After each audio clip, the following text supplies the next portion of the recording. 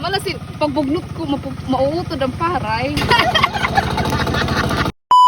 Yun na nga mga sangkay, isang bagong adventure nga ang ating gagawin sa araw na ito. Kasama nga natin dito mga sangkay si Ate Arlene at si Sangkay Vanessa. Mula nga sa malayo ay tanaw ko na yung mga tao na nagtatanim ng palay. Kaya napakaswerte ko talaga at nakilala ko si Ate Arlene dahil sa kanya. Magagawa ko na rin sa wakas yung pagtanim ng palay kasi mula pa pagkabata ay gusto ko na talaga itong ma-experience. Sa totoo lang, first time ko talaga ito ang magtanim ng palay kaya naman sobrang excited ako dito.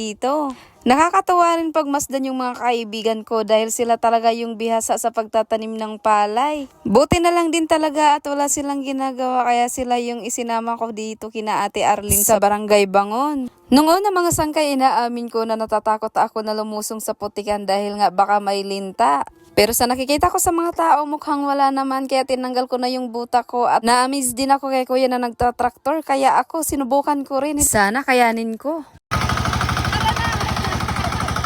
O diba, nakaya ko. Grabe, sobrang nag-i-enjoy talaga ako dito mga sangkay at nakalimutan ko na isa pala akong magkukupra. Ito talaga ang buhay na gusto ko, pinapangarap ko talaga yung ganito na simple lang pero napakasaya. Kung ikukumpara ko yung trabaho sa bukid sa pagkukupra at sa pagtatanim ng palay, masasabi ko na mas madali yung pagtatanim ng palay. Sa pagkukupra kasi mga sangkay, buwis buhay talaga kasi mula sa pag-akyat ay sobrang napakadelikado talaga. Pero dito naman sa pagtatanim ng palay, expect mo na talaga sangkay na sasakit yung likod mo. Totoo nga yung kantang, ang magtanim ay di biro, maghapong nakayuko, di man lang makaupo, di man lang makatayo. Ops, poryaw ba? Tubtub na lakit dihan. Di rin halata ang mga first timer.